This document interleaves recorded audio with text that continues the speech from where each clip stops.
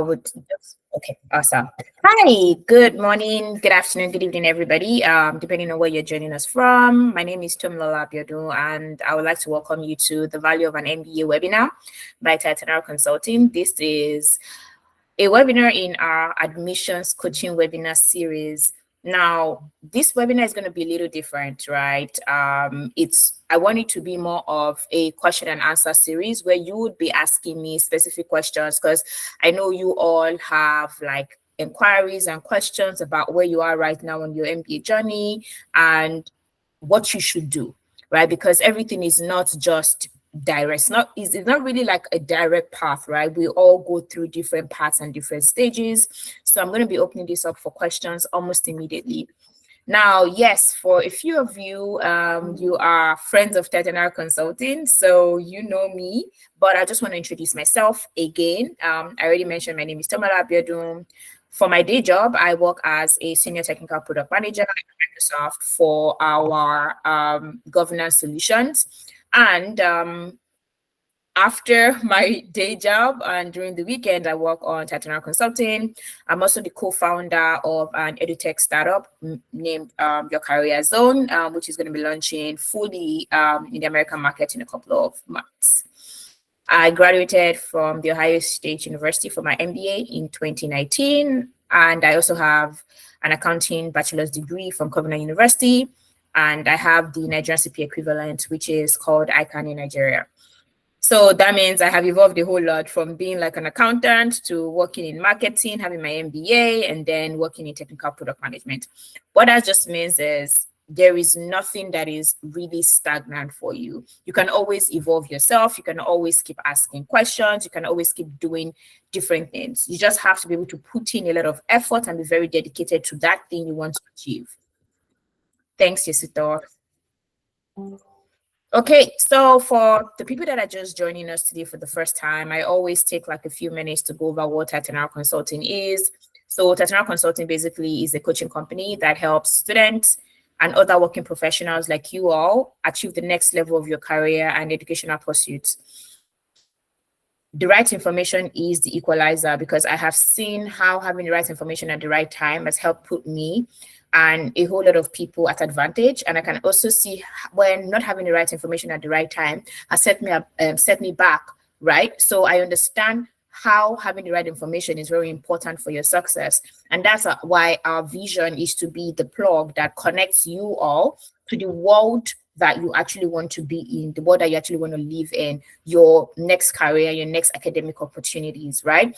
And I would say our priority, which our mission, is to prepare you. So it's a different thing for you to have like your vision and know that, okay, I can achieve this, I can do this. It's also very, very different when you actually have the resources to be able to do those things. So look at us as like your teachers holding your hands, helping you tell your story better, helping you identify opportunities for growth, and helping you learn how to connect your past and your present to your future. So Titanal Consulting is divided into two. Well, we have two main service categories. So let me say it's divided into two main service categories. We have the graduate admission service categories and we have the career services categories. For graduate admission services, we focus a lot on business school admissions, but we've worked with a couple of PhDs in engineering and in the arts stack, but we're majorly a business school graduate admissions coaching company. And then for careers, we go beyond students. For careers, we work with everybody, young professionals, people in their mid-level, people that are just early career, people that are just trying to graduate from undergrad or from their MBA or other master's programs. And here are just a few of the success stories that we have. Right now, we have helped clients actually get up to 150 offers. We are above 150 offers right now for internships and full-time positions. And that's just even a little bit from the number of interviews that clients have been able to land. Right. I would now mention it and say that it's not just about, oh, we are offering them these jobs. No. These clients are ready to put in the work and the energy and the effort, which is why I keep saying it, that even if you have the right information, how do you get ready to make good use of that information and the opportunity, which is your readiness and your preparedness, right? And I'm happy that you are here today, because here is where you would get ready, where you get prepared, and it would give you information. I mean, it's not all of the information that you can ever get. That's why you have to be very, very consistent, attend a lot of our webinars, ask questions, and leverage a lot of our resources. So which brings me to like the offerings that we have. So we have one-on-one admissions coaching, we have an admissions course, and then we have blended services. Then that's for the admissions part. Then for the careers, we have boot camps for students getting into the MBA program. We also have one-on-one services. So you just want to leverage us for resume, you just want to leverage us for cover letter. We have all of those services, right? Then we have free services and free resources, because for a lot of us, we understand, we're like, oh, why do I have to invest in something like this? And we totally get it, right? But all I have to say is you need to invest in the future that you actually are going to envision. And I'm not trying to be like not trying to rhyme, but if you're thinking through the future, you should be ready to invest in that future. And if you think through it and say, oh, what are the things that I actually invest in? How am I really ready to actually have that future that I envision for myself? Then you should be able to be ready to invest.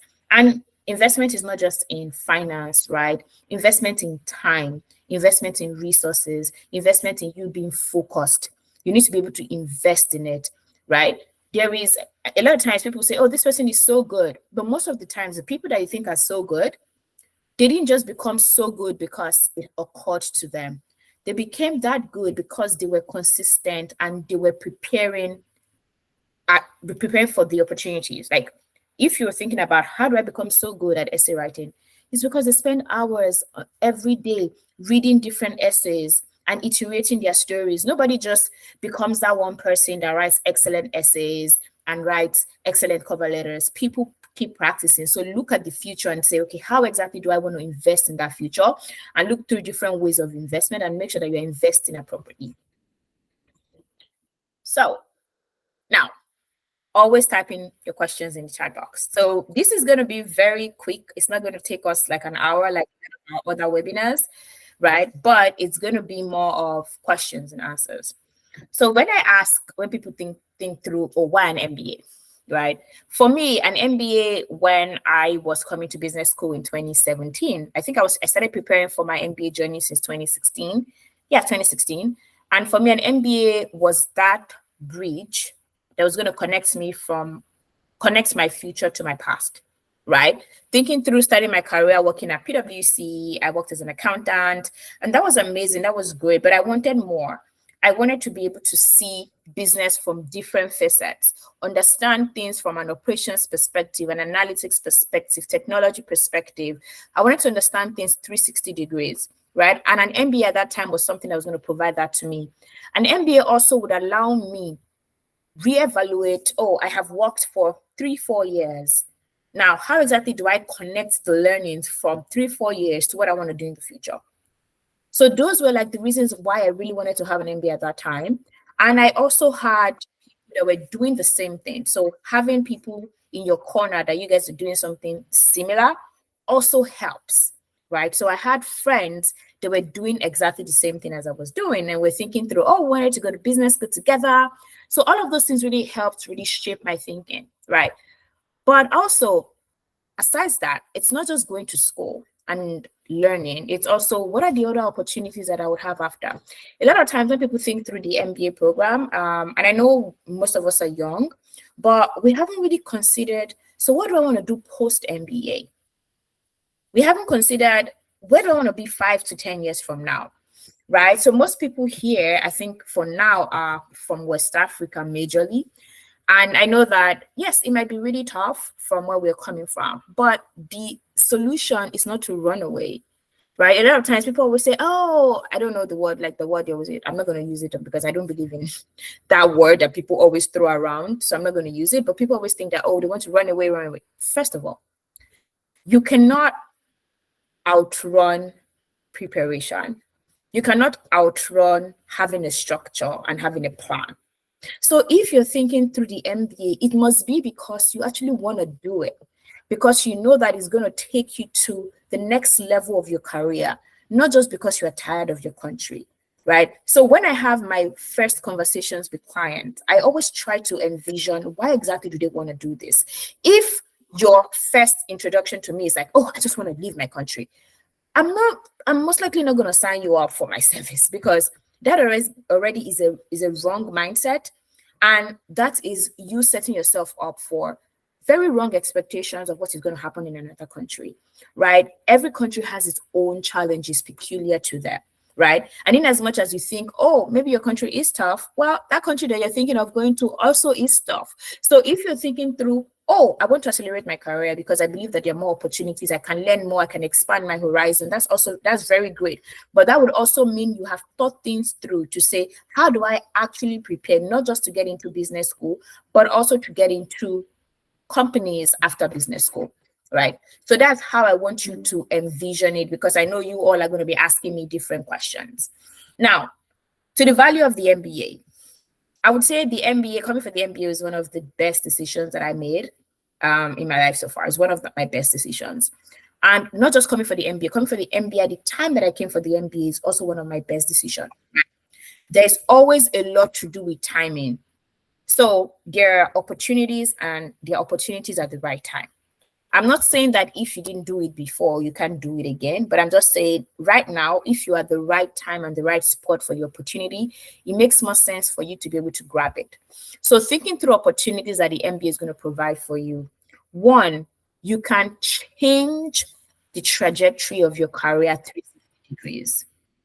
A lot of times we have people study the particular thing for their college degree and they start working and they're thinking, I want to do something totally different.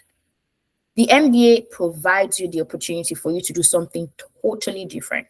Like you can see, I was an accountant, and then I started my role at Microsoft in marketing, and now I'm in technical product management. That's totally something different, right? And that's because the MBA is very diverse. The MBA program is really diverse, not just diverse with the people or the students attending the program, but diverse in the knowledge that it provides you. This is why you would see people that are nurses and doctors and lawyers in your class, right? You see people that went to medical school and ended up going to investment banking after, because the MBA provides that opportunity for you to reinvent everything that you want. Now, people are thinking, oh, so that means if I want to reinvent my life, I need to go through an MBA. No, there are other ways for you to reinvent things, but the MBA is also an opportunity, right? And because for most MBA programs, they are 2-year programs, it allows you really learn, unlearn, and relearn a whole lot of things. For you, for most of you here from West Africa, I would say the way our educational system is structured, great. I mean, we actually are technical, we're good, we're smart, but we don't really have so much of presentation skills. We are not able to express ourselves really well. And when it comes to networking, when it comes to talking and really expressing yourself and getting people to even know the value that you bring, we lack that. And it's even a different case. At least if you know the value that you bring and you're struggling to get people to know the value that you bring, that's even good. For most of us, we don't even know the value that we bring, because we haven't really had the opportunity to really sit down and really think through, do some retrospective thinking to even say, oh, what is that thing that I even bring to the table? So we've never really had that. So that's another value that the MBA provides, because in the MBA program, you're going to work with different people. You're going to have cases that you have to really think through. And then you having those thought processes would actually help you evaluate many things. And then most importantly, because of the university recruiting attached to the MBA program. So, well, I can talk about that one later. You have university recruiting for like job search and stuff. You have to tell your stories. You have to interview well. Now, telling your stories really helps you think deep and say, oh, that thing that I did 2 years ago when I was working for a bank in Ghana, why exactly did I do that? Maybe I did it because I had this particular focus. Maybe this was a problem that I was trying to solve. And that helps you become more confident, because a lot of times when we ask people, oh, what value do you bring? What kind of experience do you have? How have you lived your life or your career? How has your career path been for the last 4 or 5 years? People are not able to see anything. And it looks like, oh, I have wasted my time. I'm not that good. I'm not that smart. But that's not true. It's just because you have not been able to do a lot of retrospective thinking for you to think through it in that manner and say, oh, this is my value, right? And then another thing that the MBA provides is it gives you an opportunity to connect with people across diverse experiences, diverse cultures, everything. Now, one thing about diverse experiences, when we talk about the MBA program, diverse experience, people just think, oh, I'm just going to get to be in classes with Americans, like South Americans and Canadians, and people from India, people from China, people from Vietnam, Europeans. But while that is diversity of culture, that's not necessarily diversity of experience, right? So you working in a bank is going to be different. It's going to be a different experience from someone that actually worked in a bank in Spain, right? Now think through what your class is going to look like. Your class is going to have like people from maybe 18 nationalities, 15 nationalities. If you were going to go to all of those different countries to actually gain experience from how business is done across the different countries or how their culture really is, it's going to take you like 20 something years if you're going to do it. So the MBA helps compress that and gives you that experience between 1 and 2 years, depending on the length of your MBA program. So that's also very huge, right? And as a leader, you need to be very diverse in your thinking. A lot of times we are very narrowed in our thinking. And I get it, right? It's exposure, but it also helps you be very open-minded because you're going to see that there are people that actually think differently from you. There are people that have done things very, very differently from you, and they're also very, very successful. So you know that, okay, it's not just one path. There are people that think very differently. And then this is also where you understand things from also like a religious perspective, because for a lot of us West Africans, I think most people from West Africa just think that have like a siloed religious belief, and they believe, oh, those people that don't believe in their religion, those people probably their life is not going well. My dear, their life is going well. It's going very, very, very well. So it's good for you to be able to know that. So you have a different mindset, you have a different thinking, because if you're going to be a global leader, you're going to be working with people from different walks of life, different areas, irrespective of their cultural, religious, academic backgrounds, right? So the MBA provides that exposure for you. And it makes sense that you get that exposure at this time of your career, like this time in your career as a young professional, because you don't want to be 60-year-old and you want to be a 60-year-old and then you get like an international appointment and then you're struggling to understand that people are actually different from you. People actually think differently from you. So this MBA is going to provide you that opportunity. Now, I'm sure a lot of people want to hear this, but yeah, the MBA is going to provide you an opportunity to increase your earnings, right? That's the truth. Now, traditional master's programs, especially in the United States, are well, I would say the revenue, your salary, is basically nearly like an undergrad salary. That's because most people in the traditional master's program are people that just finished from school. They probably have just 1 year of experience or 2 years of experience or less than that. Now, the MBA is for people that have between averagely 5 to 7 years, but mostly between more than 3 years of experience. Now you are put at a different earnings bracket because the MBA program gives you like an MBA entry level position, which is different from the bachelor's and the bachelor's and the master's entry level position. So you are able to be high up there. I mean, high up there is relative, but you're able to be high up there, right? So the MBA also provides you that opportunity. So if you're thinking, well, I'm not really earning so well right now, and in the next 5 years, I want to increase my earnings potential, because we all want to live a good life, right? We want to be able to afford the good things in life, at least live the life while you are still alive, right? So the MBA is going to provide you that opportunity. Now, the MBA is going to provide you an opportunity to be, well, I call it smarter, but yes, there are many things that you do not know academically, right?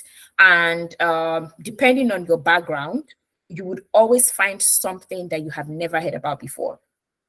For some of you, you are great at analytics, but probably not very good with strategy, probably not very good with company simulation. The MBA is going to provide you that opportunity. And then for some of us that are thinking through entrepreneurship, that's actually really very fantastic. For most MBA programs, they're going to provide you an opportunity to do like company simulations.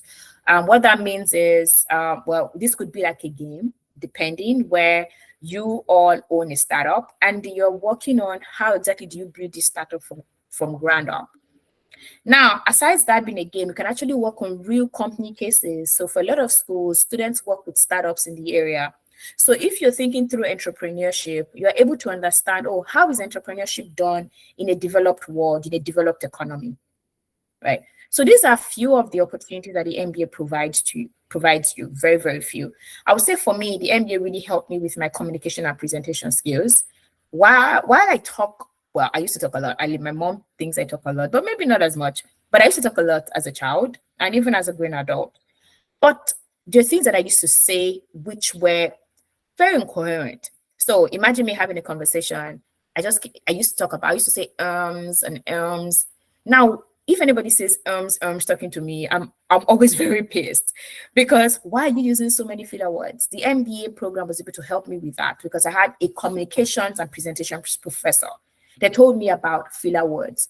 And I have never really thought about it. I know my manager at PwC had highlighted that to me before, but I never really understood the implications of that. When you're talking to somebody and you sound very crisp, very intelligent, there are higher chances of them listening to you and actually relating to what you're saying than if you're just saying and putting a whole lot of filler words. So for me, the MBA did that for me. The MBA helped me develop those skills that I was able to represent my school at a case competition that we won. So things like that are opportunities the MBA is going to provide for you, right? And then the MBA is going to provide lifelong friends for a lot of you here, which is something that I noticed about myself. Well, maybe it's just me, but back home in Nigeria, a lot of my friends had very similar backgrounds, right? We all had similar backgrounds. We're either doing ICANN together, working at PwC. Like we just had very similar backgrounds. But now I have friends that are very different from me, that our backgrounds are very, very different, which is also really very good because you don't want to live life just being siloed and thinking about something in just one direction.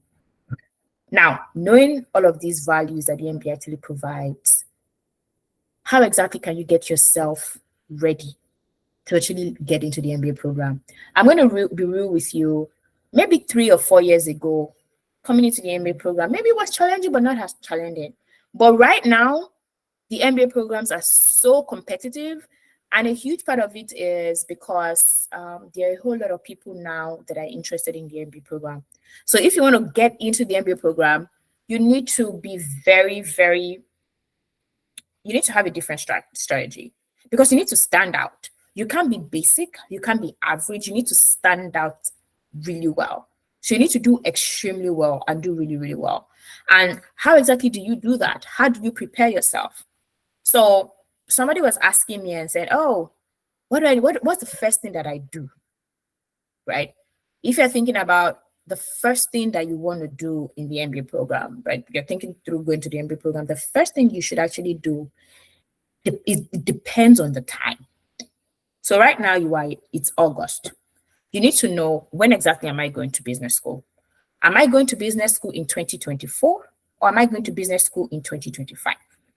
If you're going to business school in 2024, you need to think through what exactly are the deadlines, right? We have first round, second round, third round, fourth round, and some schools have other rounds more than that.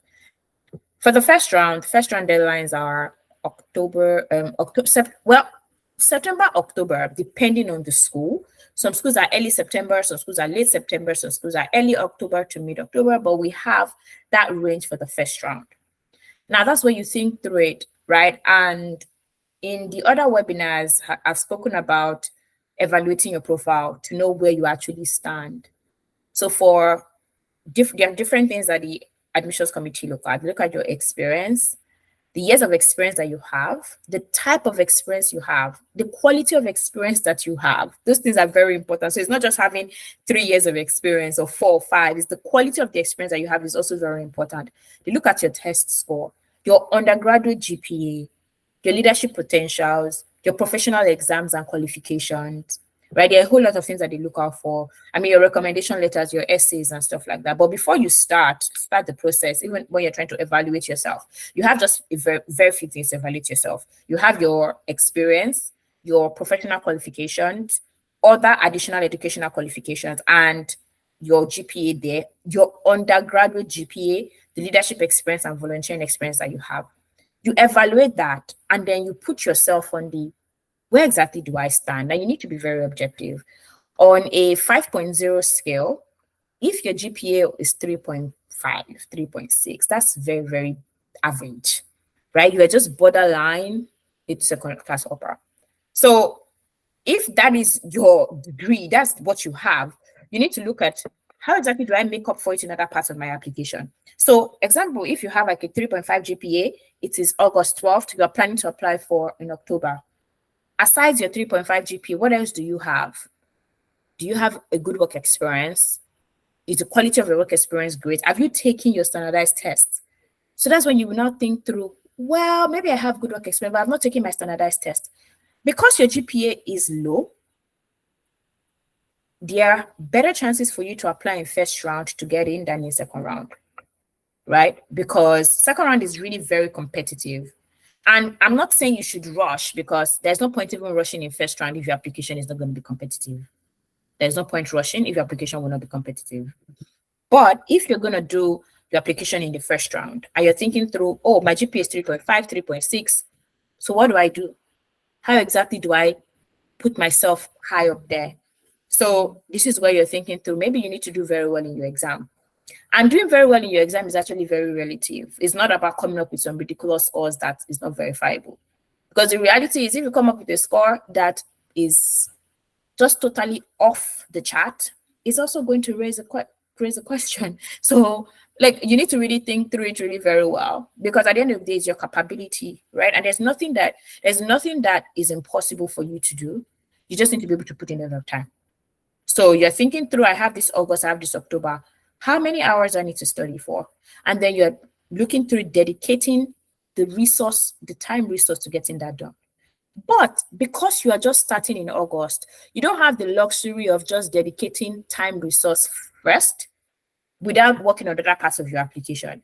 So in addition to you preparing for your exam, you need to start with identifying your schools, and then start your networking with your schools, start writing your essays, your resume, your recommendation letter. If you're going to be leveraging like a consulting company like Tomilola, this is the time that you should reach out to them if you're applying in first round. Like anytime later than August, it's going to be almost impossible. Like there's no magic anybody is going to do for you, except you're going to put in a shoddy application, right? So those are the things that you should actually consider. So I would always say to submit your application, it's good for you to have like a 6-month runway when you are preparing things, trying to write your exam, doing networking. It will be really, really good, so that in September, you're not overwhelmed. But if you are determined that, oh, I want to submit I want to do a first round, then you need to make sure that, okay, for the next 7 weeks, 8 weeks, or based off of the deadline of the schools, you're putting in hours on a daily basis to be able to put yourself out there. So those are the things that you need to really evaluate. So what Tomilola is doing is we're doing a free profile evaluation. So if you want your profile to be evaluated by a consultant, it's going to be a 20-minute profile evaluation session where we talk about we ask you about a lot about yourself, your interests, your scores, just to know a lot of things that you have done. And then we'll let you know if you stand a good chance or not. So we're doing a free profile evaluation. Tomilola Services is going to include the link of our free profile evaluation in the chat box. So if you want a free profile evaluation, please just send us a message, and then we're going to be able to help you with that, so you know what to do. Now, if you're interested in a free profile evaluation, you need to sign up ASAP, because there's no point getting a free profile evaluation in September if you're going to apply in first round. However, there are other rounds, so you need to really evaluate and say, if I actually wait till second round, am I putting in a much, much stellar application? So those are the things that you consider. But I'm always an advocate of do it early, do it fast. But I'm also not an advocate of rushing. If you need a whole year to prepare, then take a whole year to prepare. But what I have seen people do is they tell me, oh, I'm not ready, but they don't start preparing now. Then this same time next year, they will now start rushing again in August. Then it defeats the purpose and it makes no sense, right? So if you want to take a year to prepare, you need to start the preparation from now, so that things are easier for you when it's July, June next year, right? So I'm going to stop here. And then I'm going to open it up for questions. I know that Titanial Consulting is going to include the link of the profile evaluation, but I'm going to open it up for questions. So if anybody wants to ask any questions, anything very specific, it might be about their profile, it might be about opportunities, it might be about something that they're not doing right in the application, it might be about networking. Just feel free to come off mute and ask the question. You can raise your hand, actually. I think it makes sense for you to raise your hand so that we can moderate.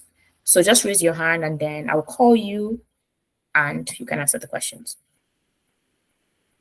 Okay. Hi, Ekene. Okay, good evening. Good evening. Please, I want to know what you mean by quality experience. You mentioned it thrice while talking. I want to know, what do you mean by quality experience? Is it that not every job is, I don't know, is worth it or what? What do you mean by that? Okay, please give me a minute.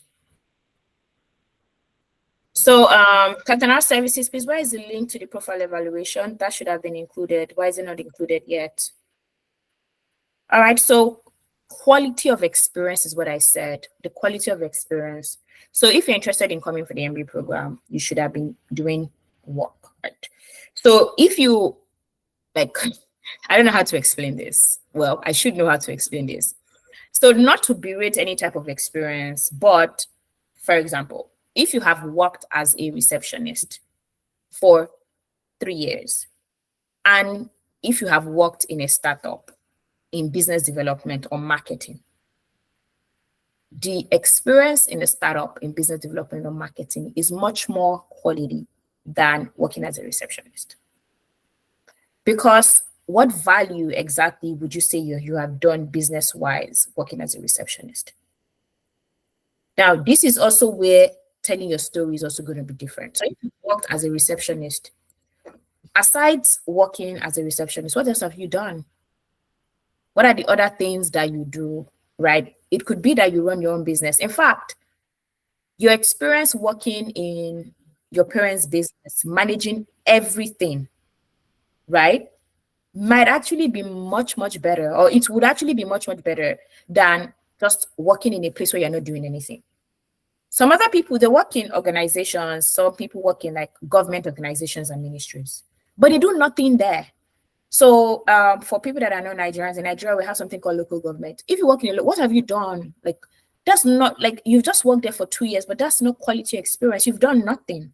So if you don't have an experience where you've actually done something, then you need to really think through and say, okay, I need to work where I'm actually doing something.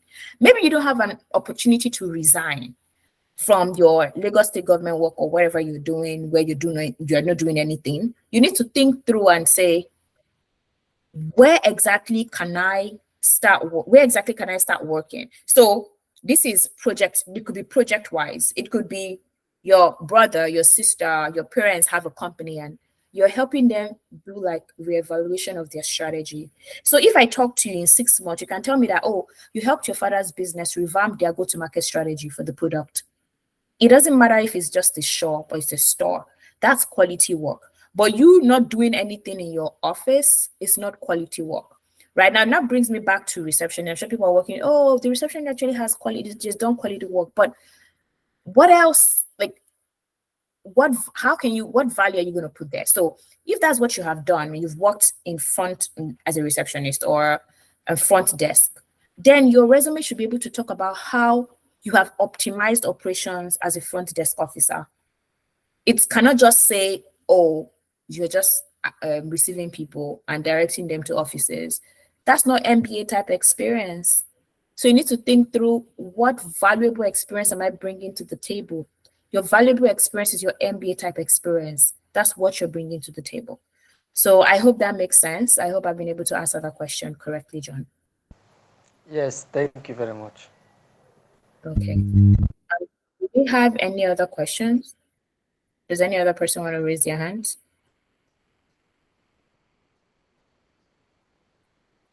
Joy? Hi, Tommy. Good Hi, evening. good evening. Okay, you mentioned the standardization test. So I just want you to throw more light on that. Okay. Okay. All right. So standardized tests are they are well standardized. So that's the reason why they are standardized, because the reason why they do those tests is we all come from different countries, we and different schools. So we have um different qualifications. Now, the only way that the schools can actually say, oh, let's have a benchmark where we evaluate the the quality of their quantitative and verbal experience is by having a standardized test. So examples of standardized tests are GRA, GMAT, IS, TOEFL, because they're standardized across board. Everybody has like a range of scores that they can actually get, and then that's used to evaluate you also in addition to your profile. So for most programs, they want you to do the GRA or the GMAT.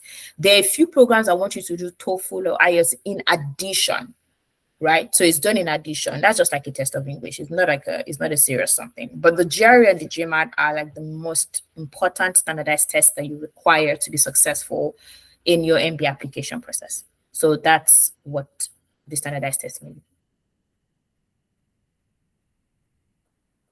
Okay. Hi, Isito. Hello, Anu. Good. Hi. Is it afternoon over there? It's actually morning. It's still Okay. 11:40 a.m. my time. Yeah. Okay. Good morning. So, you mentioned some values that we get from the MBA, Mhm. and I want to know, how do you personalize this in an interview? For instance, you said you can change the trajectory of your career. So, how do you actually make it personable, that when you are in an interview, maybe you are in an MBA interview with a recruiter, how do Mhm. you make it personal for yourself? Because Okay. most people are going to say that, okay, I want to change, I want to pivot Um. into a certain career. Mhm. And so, Mhm. how do I make that personal to me? Okay. All right. So very good question, Yasuto. So Yasuto, how you make it personal is you being able to understand why you want to do that new thing and how. So, for example, if you want to do consulting, why consulting?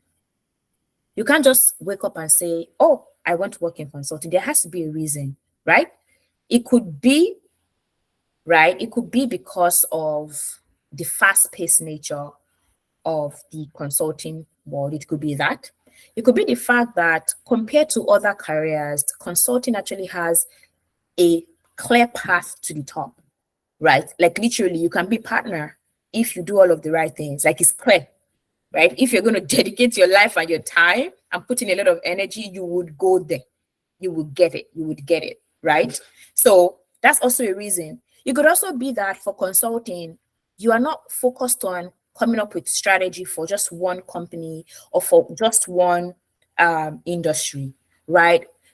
You have diverse industries and diverse companies that you're coming up with strategy for. And you're the kind of person that you want to make sure that you scale your impact. So you don't want your impact to be limited to just one company.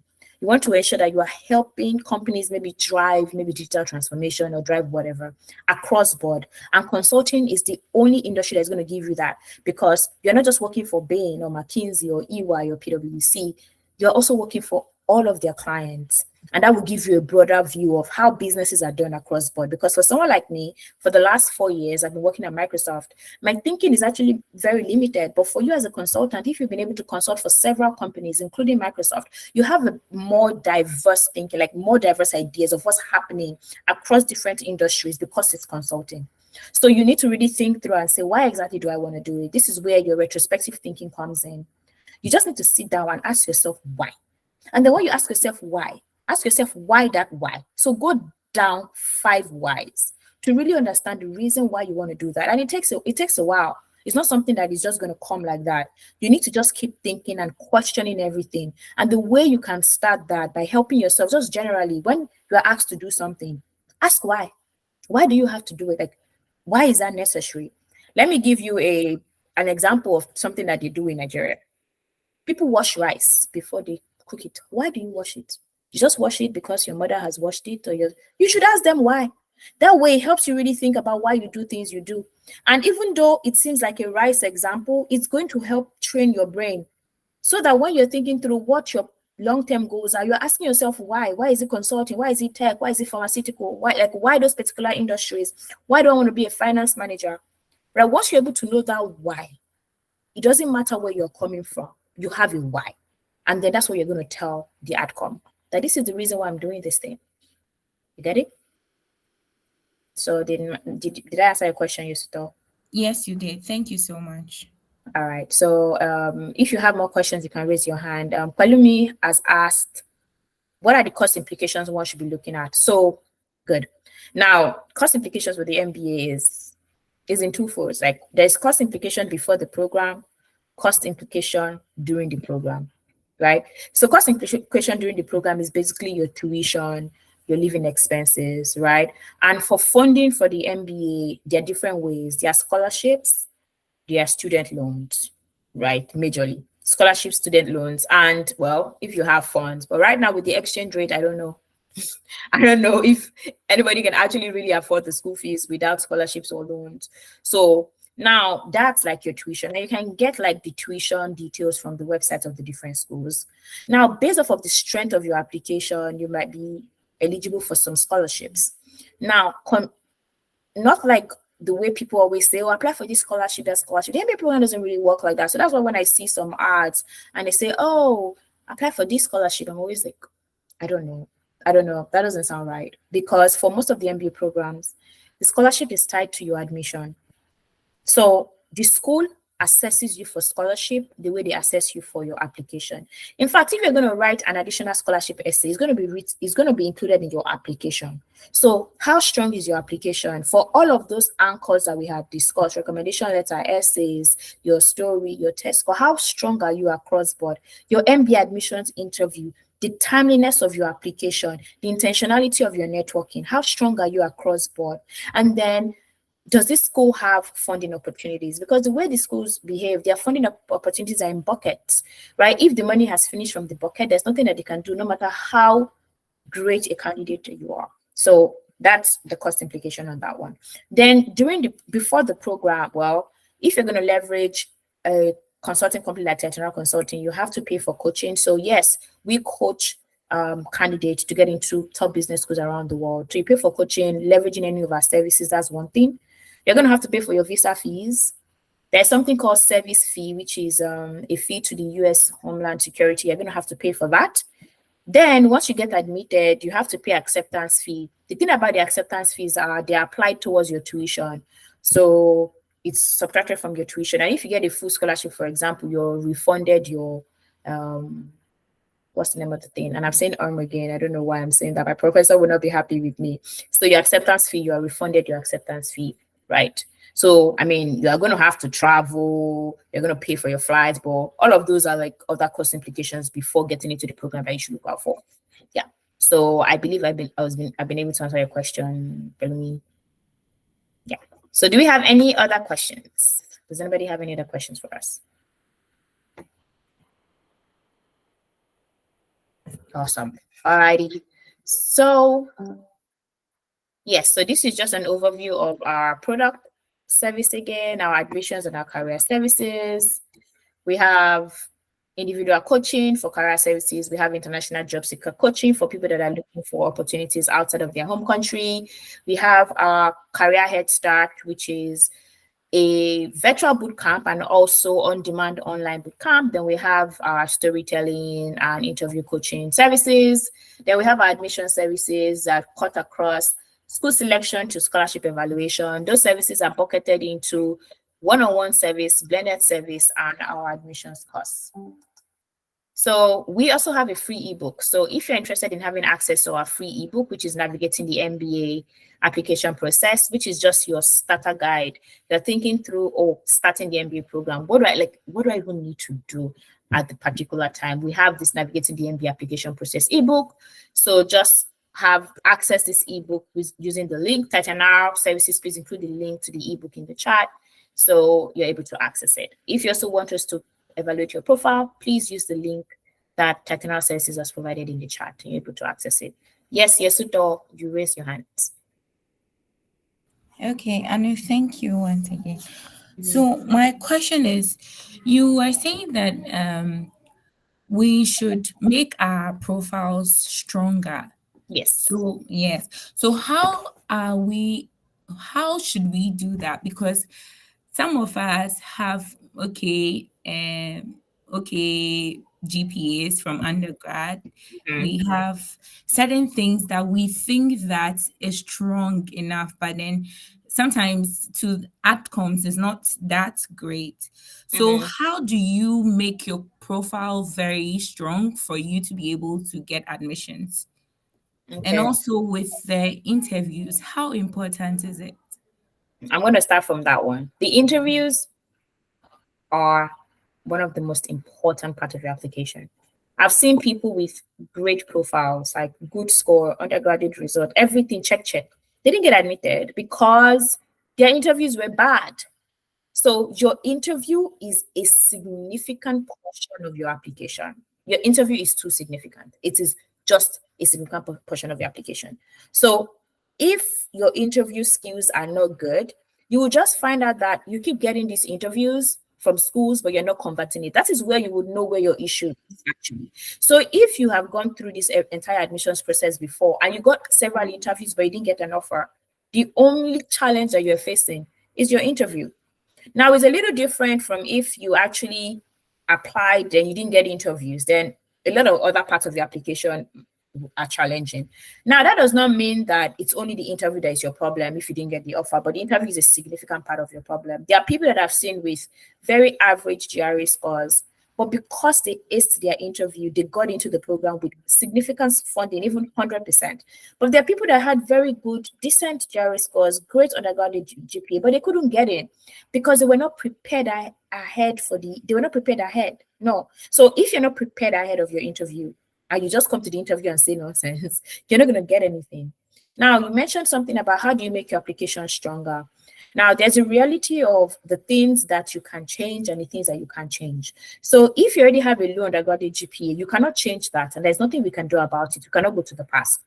If you already have, out of your 4 years of experience, if you already worked 2 years in a parastatal or worked in a company or worked in a role where you actually did not make meaningful impact, there's nothing we can do about that. However, we cannot work on the other part of your application to make them stronger.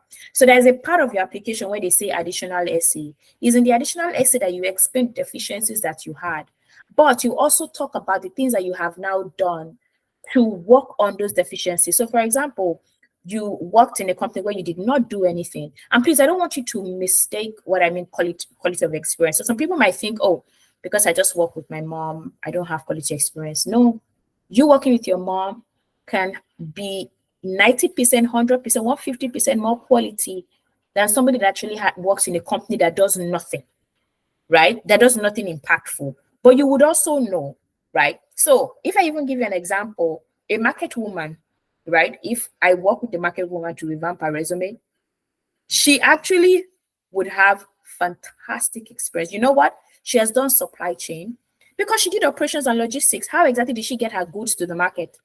She has done marketing. How did she showcase the value of her goods? She has done sales. How did she make sure that she had repeat customers? Right? She's done a lot of advertising. She has done finance analysis. How is she making sure that she's breaking even? Right? She has also done cost analysis. How is she figuring out like whatever she's selling is more than the cost of her store? Right? She has done meaningful work, but she's not been able to express it. That's totally different from you actually not doing meaningful work. So you need to be able to differentiate it. Doing non-traditional work. So I'm not saying everybody has to go work in a big four or work. There's some people that work in banks, but they don't do any meaningful work, right? So this is where you need to think through. Are you doing meaningful work? You can work as a retailer. You can work selling corn on the street and you are doing meaningful work. But you're not being able to express it is something totally different that Titanium Consulting can help you with, right? But you ensuring that you do meaningful work is important. So if you spent out of the 4 years of your career, you spent 2 years not doing meaningful work. Now you need to think through, okay, how do I showcase that I am doing meaningful work? What are the other things that I'm doing? Your meaningful work might not even be in your paid employment. It might be your volunteer employment that you're doing. It might be your volunteer opportunities that you're doing. But how do you showcase that, oh, I have displayed a lot of quantitative and qualitative skills. I've actually used business skills in my job, right? I'm making an impact. in my job, in my role, or whatever I'm doing. It might just be volunteer, it might be work that you do for free, but you are able to showcase that it is meaningful, right? There are some people that their tradition, their work doesn't give them that meaning, but working for their parents' business gives them that meaning because they're doing everything. So you need to find a way of balancing it. And then if you don't have very good undergraduate result, you need to think through, do you have professional qualifications, right? What other certifications have you taken? And apart from certifications, it could also be how complex are the projects that you have worked on. So if your GPA is low, but you have done a whole lot in analytics, regression, you know how to leverage SQL, like you know how to code, like you've done a whole lot of things in those areas, you can highlight that to the admissions committee. So they know that, oh, well, although you didn't graduate with a good result, that does not state that does not actually qualify your capabilities. So it's you being able to say that although I had this low result, it doesn't qualify my capabilities. I'm actually very capable. Yes, I had some challenges in undergrad, but I'm actually very capable of getting some things done. So that's how you would highlight and make your profile stronger, by properly identifying where you have gaps and looking for ways to explain those gaps and showcasing the things that you have done to work on those gaps. Priscilla.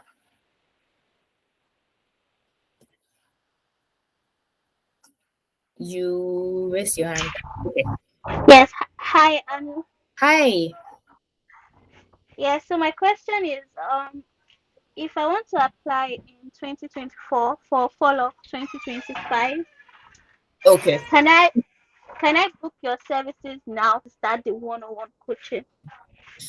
So you want to resume in 2025? Yes. I would say no. I would say you should wait till next year to book the services. However, you can book bi-monthly check-ins with me just to make sure you're on track, right? Because the thing about the coaching is things in your resume will change. Some of the essays from the schools will change, and it is a whole 1 year before you start the process. You will have had more experiences, things will have evolved. So your story will evolve a lot. So if you start your coaching now, you're going to have to almost do a whole lot of things again next year. So the priority would be reading for your exam, right? Once you read for your exam, then setting up bi-monthly syncs with me. Say this is August, you can set up a check-in in October, set up a check-in in January, in March. And then after that, that check-in would evaluate where you are. Have you taken your exam? What have you gotten in your exam? Then we can start the coaching. That's kind of how we will work. All right, awesome. So we have included a link to our ebook. I will be including the free evaluation link, profile evaluation link. So if you want a consultant to work with you to evaluate your profile for free for about 20 minutes to know where you actually stand, right? And the things that you should do going forward, fill our free profile evaluation form. If you want to send me an email, you can send me an email at anno@titanarconsulting.com. I'm going to include that in chat. And then you can also request for a one-on-one. Titanal Services, you can put my one-on-one link in the chat if you want to talk to me one-on-one. So if you also want to have access to our ebook, I think you should read the ebook. So Priscilla, while you are waiting, I think you should actually just read this ebook so that at least you know your head is in the right space, and then you know what you're doing, so that everything that you do after that, you are very intentional, like knowing that, okay, I need to have more experience. I need to do more volunteering work. I need to make sure that I put myself out there. I need to make sure that I learn to talk more. So those are things that you can do to prepare yourself way in advance. Okay. So we have gotten to the end of our webinar. I said it was going to be a couple minutes, but we actually took the entire 1 hour. It's nice speaking to you all. Let me know if you have any questions. I can answer any more questions in the next 2 minutes. And then we'll be sharing with you the recording of the session so you have access to it and you can go watch again and send your family and friends to actually go watch. It's going to be posted on our YouTube channel. So do we have any other questions?